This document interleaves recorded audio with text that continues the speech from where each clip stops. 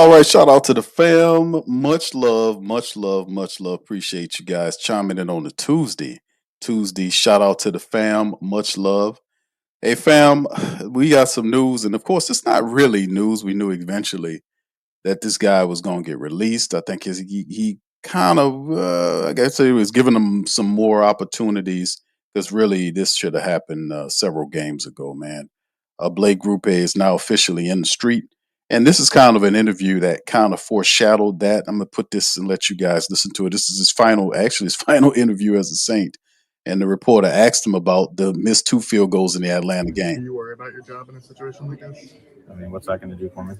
There's nothing that is going to. There's nothing that is going to positively impact myself. Why would I think about that? You can see toward the end, he kind of wore it on his face, man, that hey, you can't miss field goals in this league. The Saints, I think his percentage dropped to like 70s, like the 73, 74, and I think after the two misses. I think it was like around 69% or something like that on the season. Drastically bad.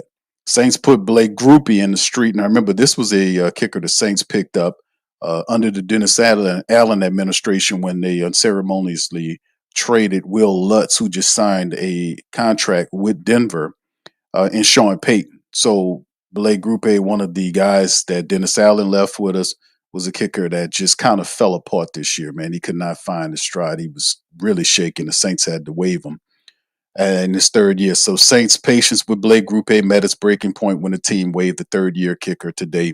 Decision was made after Grupe, who signed with the Saints as an undrafted free agent in 2023, missed his seventh and eighth field goals of the season and Week 12's loss to the Falcons. Five of Grupe's misses have come from inside 50 yards this season, including 2 of 5 from marks between 40 and 49 yards. Both Grupe's misses against the Falcons from 38 and 47 yards missed wide right of the upright. So it puts him in the street. With Grupe out, the Saints are planning to sign former LSU kicker Cade York to the practice squad. A source with knowledge of the situation confirmed the Saints will add York after a trial Tuesday that included the 24-year-old and veteran Justin Tucker, the latter of whom received his first NFL workout after a 10-game suspension for violating the league's personal policy conduct. 16 women accused Tucker of inappropriate misconducts during massage therapy sessions. But York has a career just over 73% field goal rate in 23 games. He's a former fourth-round pick back in 2022. York spent time with the Browns, Titans, Giants, Commanders, and Bengals. A journeyman, nonetheless. After a strong training camp in which he missed one field goal attempt, Grupe's season got off to a bad start immediately. With misses in each of his first 3 games, he went 18 of 26 on field goal attempts this season, and his conversion rate was 69.2. That is horrible. That ranks dead last among NFL kickers. The league's average for NFL kickers is 84.8. And really, this was something that was supposed to be done a long time ago, like early on in the season when you just missing those type of moves that's going to put you in the street. So Grupe spent any time with the Saints in the first place was a surprise that he beat incumbent Will Lutz back in 2019. Lutz was coming off a couple of down years at this point, having converted just 74.2% of his field goal attempts in 2022 after missing 21 season. Grupe connected on 1% of his attempts as a rookie, did 87, but his production cratered this year. I don't know what happened, but the bottom fell out. Meanwhile, Lutz has signed a contract extension with the Broncos, whom he's made over 88% of his field goals for, 78 of 88, in parts of 3 seasons. He was named team captain prior to the season. So unceremoniously marches out Will Lutz. Blake Grupe, undrafted, takes over and implodes in his third year. I don't know what the problem was, but you never can tell with some of these kickers. The rule would kind of leave him on to himself and let him figure it out and be gentle with them because it's a mental game. I don't think that's the case with Sean Payton. I remember watching videos of Sean Payton talking to his kickers, and he was kind of rough. I remember there was a couple of games ago. Y'all put one in the chat if y'all remember when Coach Payton walked out onto the field before a game-winning field goal from Will Lutz and told him, "Hey!" And Will Lutz turned around and looked at him. He said, "Trade on through." And the guy shook his head and went out there and kicked the damn ball through for the win. So, I mean, this stuff about them being mental, although Sean Payton doesn't buy into it, but You know, he sure did tell Will, told Will, let's ask that in that Denver game, and he actually went on and kicked it on through. So yes, indeed. So they put Blake Grupe in the street, man, and that's and they signed Cade York. Also, there was also some information to kind of pass y'all guys, pass by you guys. Saints signed former Packers wide receiver after free agent tryouts as well. Shout out to Saints Wire, who kind of talked about this thing. Here's a new face at wide receiver. The Saints have held free agent trials for multiple position groups on today, and former Green Bay Packers wide receiver Samori Toure signed with the practice squad per Adam Schefter. He's listed as 6'1", just under 200 pounds, and has caught 13 catches for 130 receiving yards and a touchdown in his 22 career games.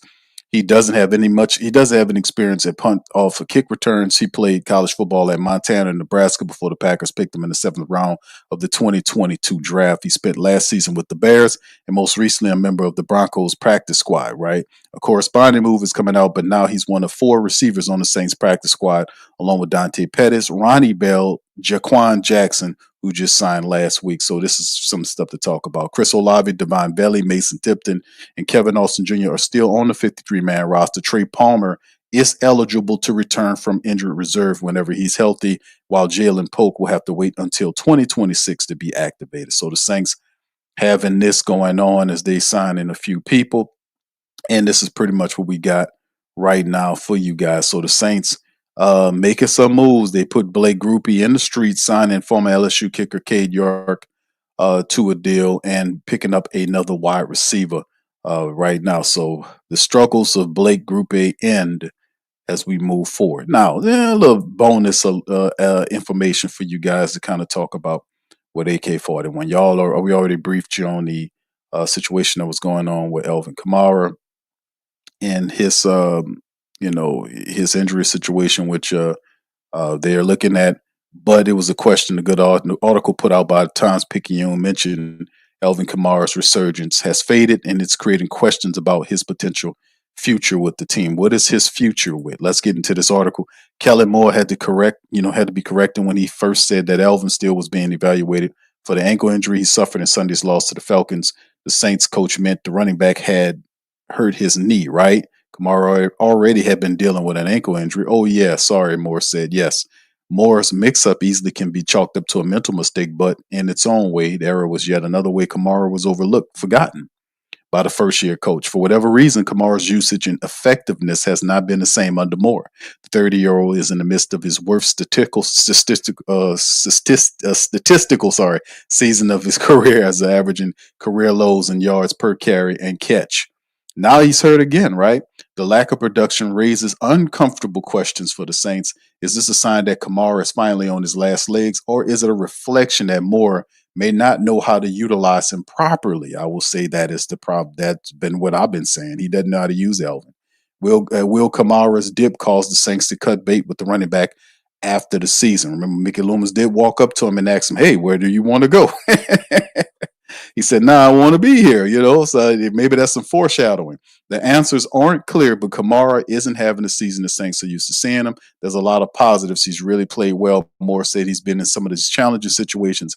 We haven't been able to get the running game going to the best of our ability. I think it's a lot of its explosive play. We haven't been able to generate the explosives, and that is something we have to continue to evaluate. Moore is correct that the Saints haven't consistently gotten the running game on track this year. The offensive line, particularly the interior, has struggled no matter who the running back was, whoever takes the carries. While Kamara averaged 3.6 yards per attempt in 2025, other backs around the roster are under 4 yards per carry at 3.9, including Taysom Hill in that equation. And 9 Kamara average drops to 3.4 yards per carry. But the problem with the run don't explain why Kamara's effectiveness in the passing game has also cratered.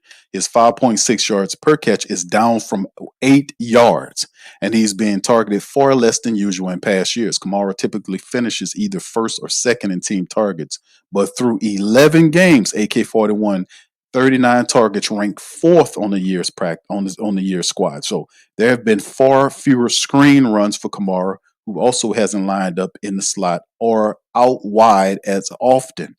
The age factor, however, cannot be ignored. Kamara said in 2024 that he didn't feel anywhere close to having running back body syndrome, a diagnosis he said people like to give running backs approaching their 30s. That season appeared to be true, enjoying a bounce back campaign last fall, including a stellar 4-touchdown day against the Cowboys. The resurgence is partly why the Saints rewarded AK-41 a 2-year, $24.5 million contract extension. But Kamara looks a lot different at 30 than at 29, according to Next Gen Stats.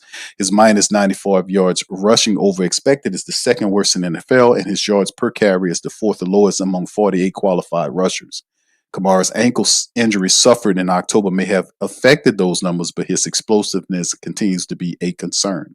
In 2023, he had just 3 rushes to go longer than 20 yards, all of which occurred last season. If the Saints want to move on from AK-41 in the offseason, according to Over the Cap, New Orleans could clear $8.5 million in cap space by designating his release as a post-June 1st cut. Such a move would split up the $18.2 million left in dead money on Kamara's deal over the next 2 years. Now, Kamara, whose contract expires after 2026, has often said he wants to stay with the Saints. He did so as recently as last month when threatened to retire if moved at the deadline. He told reporters that he'll go, quote, drink a pina colada somewhere, end quote, if traded. I've been vocal that I don't want to go anywhere. I've said it countless times. Y'all know. I think everybody knows that. The fan base knows that. Kamara said then. The fan base is wondering how much he has left in the tank. So this is some of the stuff that they're talking about with AK-41 and about his usage with Kellen Moore. And listen, Kamara is getting a little old, but I've often maintained that Alvin Kamara, to me, is one of the best conditioned athletes the Saints have. At any given time, he's ready to jump in there and play football. It doesn't matter. He has a relentless and unmatched off-season workout program that kind of likens his flexibility in when the season kicks in and starts.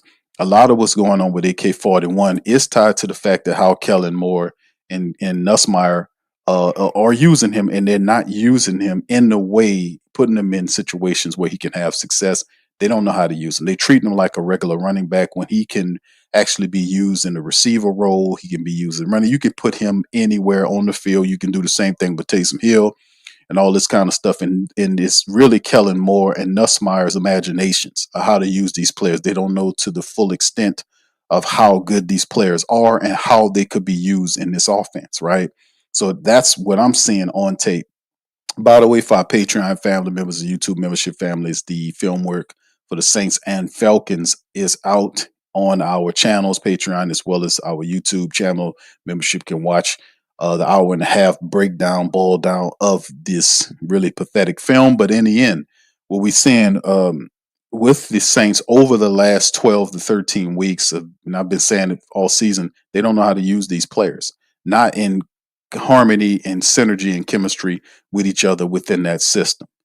So it's a lot of stuff that has to be worked out. But when you start seeing how bad they're functioning and how I think I equated it and I tallied it up over 12 weeks, if the team is averaging 5 practices a day over the last 12 weeks, then that's like 60 practices. And they still looking this shabby and this bad in 60 practices. You can add an additional 20 practices to it. It won't make a little bit of difference if they're not grasping the principles of whatever this dude is doling out to them. So in the end, Blake Grupe is done for the Saints. They kick him on the body. Cade York is next up, and I've kind of moved the Saints into next season to see if they're going to be in a row and looking for a kicker. Now they said they signed Cade York to the practice squad, not to the active roster. They also signed the other wide receiver and bring him in here. They'll have a corresponding move. So maybe we'll see what the Saints do in terms of who will be the starting kicker against the Miami Dolphins coming up on Sunday. Whether that'll be Cade York or maybe to give Charlie Smith an opportunity. But why sign Cade York, a veteran, if you don't use him in that capacity? A lot of people thought that Charlie Smith should be given a chance. Why not? It's not like the Saints are going anywhere in terms of making any wins or things happening. And this move was really late in the game. So just to be honest with you. So in the end, Blake Grupe is gone and the Saints move on to the next kicker, man. And it simply is what it is.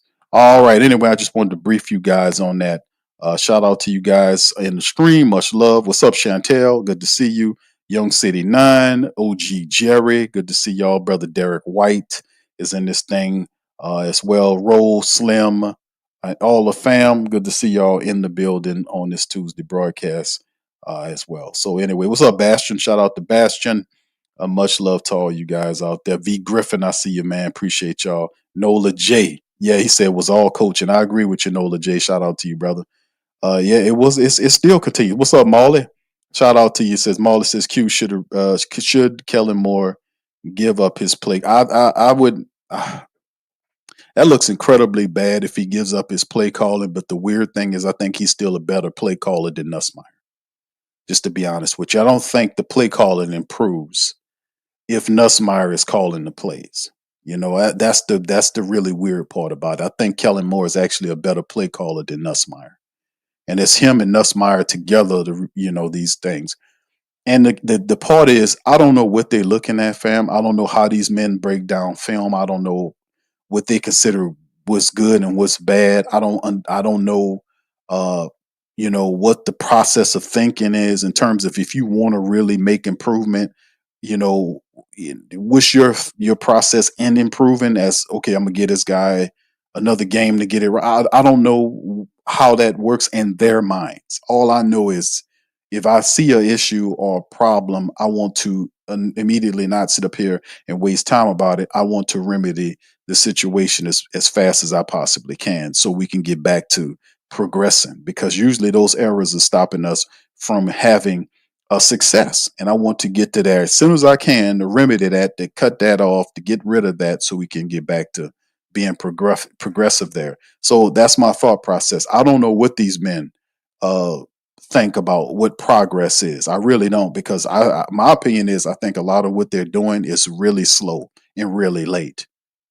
The cutting of Blake Grupe should have happened at least 3 to 4 what at least 3 games ago. At least a month ago he should have been gone. We were saying it then. The guy was missing a lot of field goals. And you wait till like the team got 2 wins and they're 2-9. So we're gonna cut the kicker. I mean, you might as well just have kept them for the rest of the year. I mean, what's the purpose? You're 2-9 now, right? So I mean, I just don't understand. I don't get that part of the game. You see what I'm saying? From their perspective, all I know is, listen, I'm going to succeed, and I'm going to make the proper moves to succeed, regardless. It's not personal to me. At the end of the day, it's business. If you're not handling your end, I got to get you up out of here. You know what I'm saying? I give you some chances, but if you're not, improving, then I'm gonna have to get you up out of here, man, because my job is on the line as well. And if you're not, producing, then I can't allow you to stifle the entire team. I got to move you up out of here and give somebody else another opportunity, or recognize that that is an area of improvement or somewhere I got to reach to in free agency or in the draft. You get what I'm getting at? That's all I know. All this other stuff that they do where they sit around and go for 12 and 13 weeks and sit up here talk about fixing stuff but never really fix anything. I can't build with you on that. I don't even know what that is. I'm just going to keep it real with y'all. I can't even put that in my mind frame how somebody would deal with that, man. But thank you for Stay cool. Nobody gets hurt. Take the money out. All of it. Come on. Wasting my time now. Come on. Stop stalling. Indeed, man, and that's one of the things that we see all the time from what's happening with the 2-9 Saints. Okay, we got issues here, we got issues there, we got issues there. Okay, we recognize all that. Let's just fix it. It is not. It's not a personal thing. They know it too. If you don't produce, then you got to go. That's just how it is. Because if you don't produce, it puts everybody's job, including the head coach's job, on the line. So it's not an environment that's supposed to be set up that way where it promotes everybody to do what they're supposed to do and go all the way out and not sit up here and collect checks like some of these other guys been doing, right? It puts a pressure, supposed to be a pressure cooker to a degree, because it's supposed to boil, make the cream rise to the top, so to speak, right? And it's supposed to be accountability and straightening and checking going on this team, not patting people on the helmet and just watching guys fail and not putting the correct reps, and then at the end of the day, all this kind of this weak nonsense we see going on with the team. There's supposed to be guys that are upset about losing and don't take losing well, right? Because they have They have a responsibility to themselves. They got a responsibility to the team and to the supporters to go all the way out. And with the support base is upset, well, who the hell is you to walk up here calm and cool like Justin Reed do? Like, yeah, we good, we good. No, we not good, brother. Because a lot of times you can't always leave it on them, because the reality is these people place themselves in some kind of bubble of reality that don't exist with the support base. No part of any of this is cool in my mindset. You get what I'm saying? And a lot of the support base is upset by this because they know that this team is not doing what they're supposed to do to be successful. And success eludes this team because they're not accountable, because they're not making the right moves and getting players out of here who are constantly getting beat. Number 51, constantly on tape getting beat. We do the breakdown on him. This guy shouldn't have a job on this team, but yet and still, will they do what is necessary to get guys like that off this team? Will they do that? That's the question. You know, that brings that let people know we're not going to allow you to play subpar like that. You're going to have to elevate and play. If you push any other type of mentality outside of that, then you just create an environment where guys just going to just collect checks and make excuses for each other. And I find it really interesting that we didn't get not one like player only meeting this year. A lot of these veterans have checked out. I've been said that these guys got 1 year left. They done checked out. If you're really pissed and you're a winner and you really want to win, I don't care what side the ball you're on. You're gonna be pissed off. You're gonna play only meetings. You're gonna challenge your teammates. You're not gonna sit up here and pat them on the helmet and say we'll get them next time. No. It's not. That's not cutting it. Because every week you come out and you keep losing. And then, like I said, there's no fire in their stomachs, no fire in their bellies, there's no fire in their eyes. There's none of this is going on. It's just constant boobery upside down and in and around. And that speaks well to the weak mentality of the team. There's a lot of weak mentality players and mindsets that they're adapting, and that's why it's accounted to this losing. The play calling is suspect. A lot of it is shared all the way around. And if Kellen Moore is really serious about change, then he needs to start looking at himself. He needs to start challenging his play calling, because these players don't know what he's doing. These plays are horrendous. Even Jim Mora talked about the Taysom Hill play. But the reality is, when I looked at the Taysom Hill play, the one where he, like, I don't like when they do that, right? When they need 1 yard, but they put Taysom in a shotgun and then snap the ball to him in the shotgun so he can run ahead to get 1 yard. So you place him 5 yards back to get 1 yard. I find that really stupid.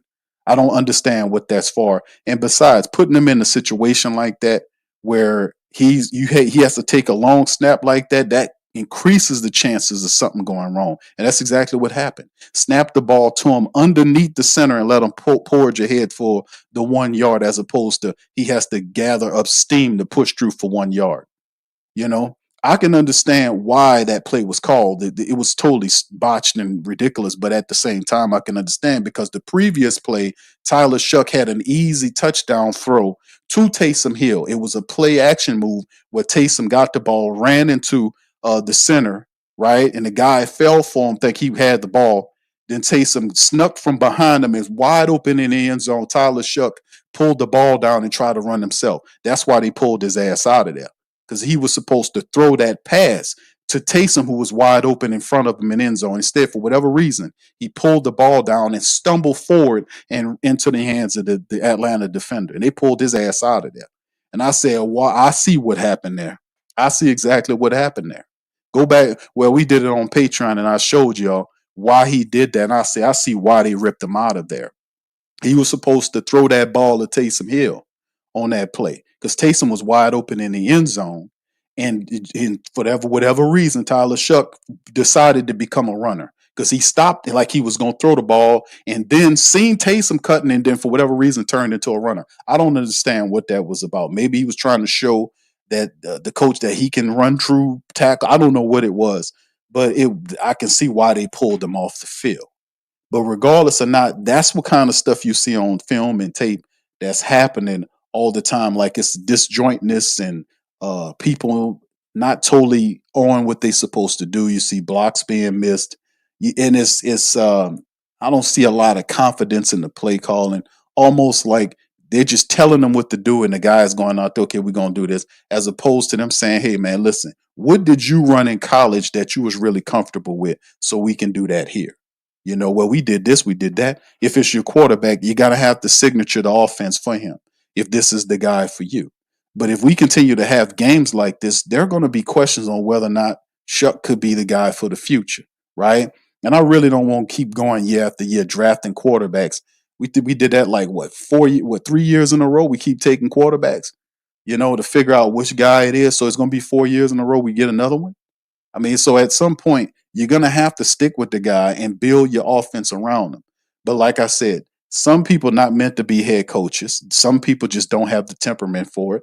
And the word is still out on him, on Kellen Moore. Now, listen, I like Kellen Moore. I really do like Kellen Moore. I just think that some people are not meant to be head coaches because there's a lot of pressure that comes with it. Your players got to respect what you got going on. You have to be able to communicate that to them. And when they don't do well, you can't sit up here and let weeks go by without dealing with punishment for them for bad. And when they miss tackles or they miss kicks or when they drop passes or they drop touchdowns, and you go weeks after weeks without penalizing the people and then expect them to respect you. You can't do that. Maybe some players you can, but not all those players you can. You have to have a punishment system or a system in place that penalizes them when they hurt the team, drop passes, miss tackles, and the like. This sort of thing. You get what I'm getting at? This type of stuff. You cannot have that in what's going on with the team. So anyway, what I'm saying is, in the end, man, is that as a team, there's a lot of stuff to be worked on with the New Orleans Saints, 2-9, coming off, the one of the worst losses of the season to a division rival in the Atlanta Falcons. There was no energy in the game at all. It wasn't. It didn't even feel like a hate week game to me. Just like they was going through the motions, and it was just really dull and boring. The offense was just non-existent. They came out the first drive and fumbled the ball. They went through the motions. They were down there all this time, couldn't push it in on the 1 yard line. Didn't have the intestinal fortitude to get it in. So, like I said, then after the game, they come with a ton of excuses. And I love this. Taysom gets up there. I love the team, and that ain't got nothing to do with nothing. How you love and like somebody. This is business, man. Where people pay you to perform and make touchdowns and win, not to come up here with some love fest. We don't want to hear that. I'm sorry. You might be affectionate, but we don't want to hear that when it comes down to that unless you win it. Winning, you can open up the bag and be happy and all this other stuff. But when you're a 2-9 team and falling through the floor, getting embarrassed by your hated rivals, it's just a slap in the face for everybody, including the Who Dat Nation. And like I said, and I'm going to say it again, anytime you're losing games like this to the Falcons, and if you get swept by the Falcons, boy, the support base will ride your ass out of town real fast, losing to the Falcons, getting swept by the Falcons. So the word's still out on Kellen Moore and what he can do. Can he galvanize this team? But let me tell you, the supporters do not like you to be losing to the Falcons. I'm like the way they did in our own damn building. So I'm just keeping it all the way funky and trill all the way to the bank. What's up, T Dirty? Shout out to you, man. Good to see you in the building as well. Just hollering at you guys, man, right now. What's up, Jason? What's up? He said nobody does. That's right, Jason. L Dub, what's up, man? All right, what's up? Obviously gifted. What's up, bro? Good to see you. And I see you change the tag right there. Right. So yeah, L Dub says it felt the same way I was when was the right. He says I like where was the rivalry at because I didn't see it throughout the game. It was no rivalry. There was no rivalry. No sense of rivalry between the Saints and the Falcons. There was no pride because this team, from an offensive, the defense up to a point, I got to get a defense something because the defense actually had a touchdown. And what more could the defense? The defense had sacks, and I could have did a better job of slowing down Bijan Robinson, but the defense gave you a touchdown. The defense had sacks. The defense gave the offense short fields. Even one of the possessions the special teams did. Even the special teams were able to get you all the way down to right inside the red zone, and the Saints still couldn't do nothing with that in terms of the touchdowns. I don't count the field goals as an offensive score for the offense. I say that's an X for the offense. That's the special teams field goal. The only way the offense scores is if they get the touchdowns. The special teams come out and kick 3. So I give the offense no credit for that in any kind of manner. You might have gotten them in position for it, but in terms of points, that don't mean anything. in terms of scoring. The offense had multiple times they need to take care of that, and that's not just been something for this game. That's been something that they can't get right for the duration of the season. We're heading to week 13. We have to travel to Miami. We got a handful of games coming up against teams that are not really that good, right? So we'll have something like we'll have the Titans coming up soon, and they the worst team in the NFL. So it'll be the Jets and the we'll have a string of stinkers coming up. Dolphins. We got the Titans, the Jets. So we'll have these teams basically battling out for the first draft pick in the draft for the Saints. So it's going to be interesting, man. With 60 practices or so that the Saints have had up until this point, I don't really see any real improvement consistently or any ideology that they're learning or doing anything right, which is troubling because as these other players leave, you bring other players in. That doesn't necessarily mean things are going to be successful because the coach has to acclimate these guys into the system and do it properly. I have not seen him do that consistently and well enough for his offense to make a word. That's Kellen Moore's offense that failed against against the Atlanta Falcons. That's them that's failing all year long. That is his play calling that we're seeing up to this point. So it's too much east to west stuff, not enough vertical stuff going down the sideline. And in the film we broke down, there were at least 2 or 3 times that I showed you guys where they had wide open wide receivers literally running down the field with their hands open.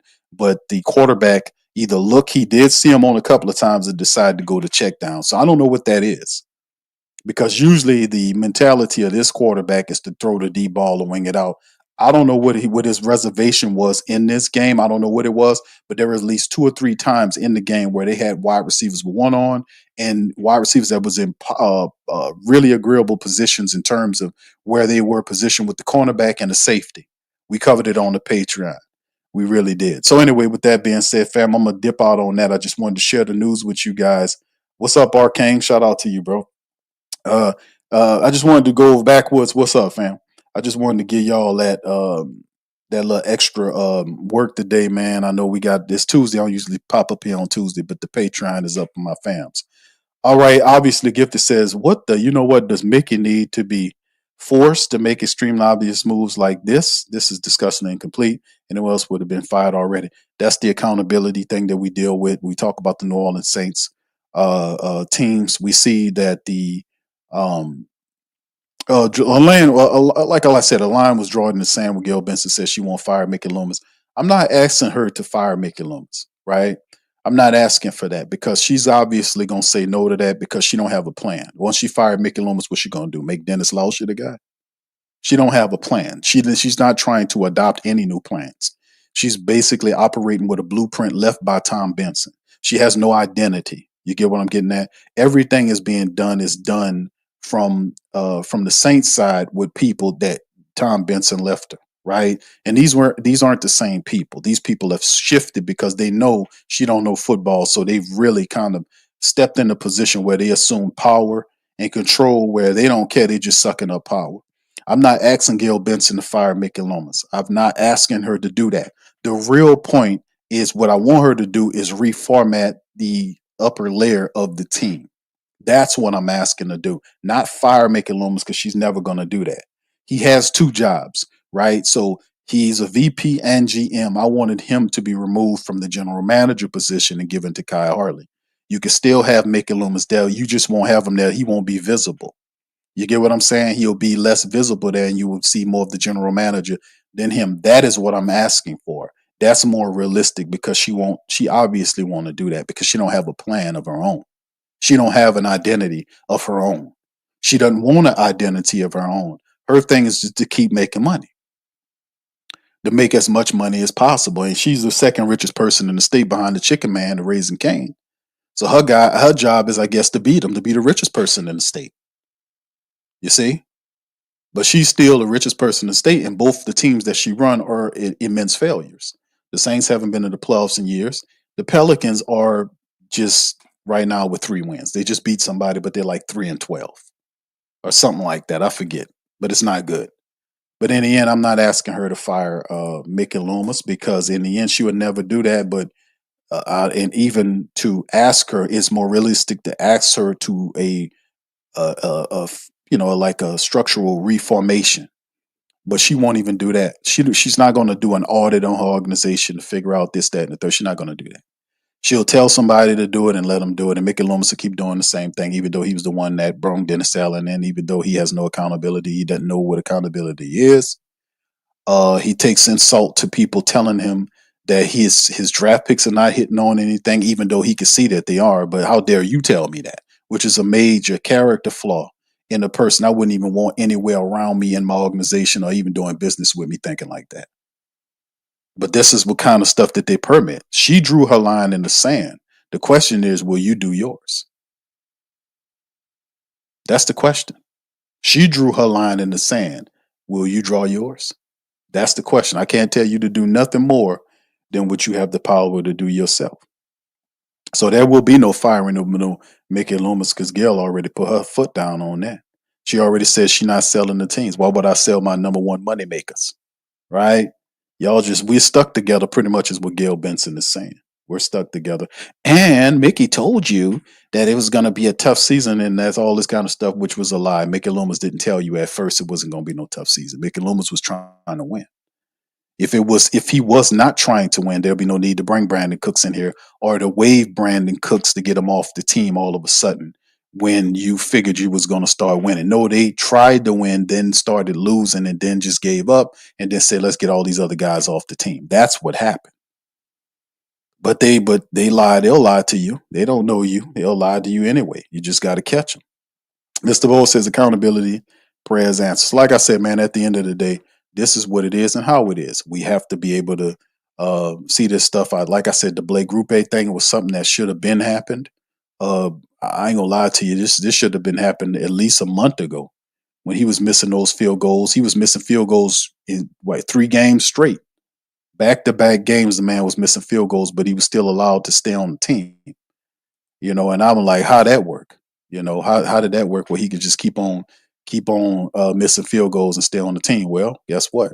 And with everything where it is, I guess they figured they had enough and they decided to put Mr. Grupe in the street and move on. So, and speaking of that, we're going to move on. So with that being said, on this Rare Tuesday broadcast, me coming at you guys, I'm going to get on up out of here. I appreciate you guys for chiming in. Y'all do me a service by spiking that like button. Hit the share button. What's up, Tasha? Shout out to Tasha. What's up, Dianita B? Shout out to you as well. Good to see y'all. Hit that like button for your boy. Appreciate y'all as always, man, for being here, man. And listen, I'm gonna holler at y'all tomorrow on our Wednesday broadcast. Saints Dolphins preview will be going over there on Wednesday, man. It's the day before Thanksgiving. It's Turkey Day coming up soon, man. So y'all, I'm gonna be hollering at y'all on Wednesday in a special broadcast as well, man. So y'all hit that like button, hit that subscribe button. Much love to the fam, and I'm gonna holler at y'all later. Much love, peace.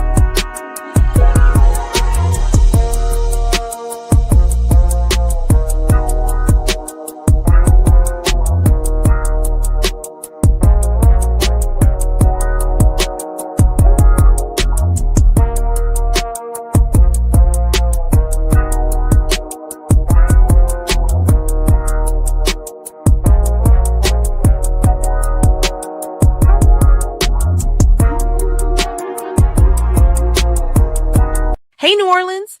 Whether you're catching up on Saints news at Jackson Square, checking Pelicans scores in the Garden District, or staying updated on LSU while grabbing coffee in the French Quarter, there's one place that keeps you connected to everything that matters in our city. From Bourbon Street to the Superdome, from Preservation Hall to the Riverfront, New Orleanians are staying in the know with the WhoDatDaily.com. Your daily source for Saints, Pelicans, LSU, and all the sports, music, and culture that makes our city special. At work downtown, at a game in the Dome, or just relaxing by the Mississippi, wherever life takes you in the Big Easy, you can stay connected. Because when you're from New Orleans, you don't just live here. You stay in the NO. That's stay in the know. Visit the WhoDatDaily.com and never miss what matters most to Who Dat Nation. Welcome to the Pro Shop, where we create authentic NOLA-inspired clothing for men, women, and children. From Saints jerseys to Pelicans gear, everything's crafted right here in New Orleans. Whether you're shopping the Pro Shop, the Pel Shop, or the Pro Shop Kids, we've got your whole family covered with genuine merchandise that represents our city's spirit. Check for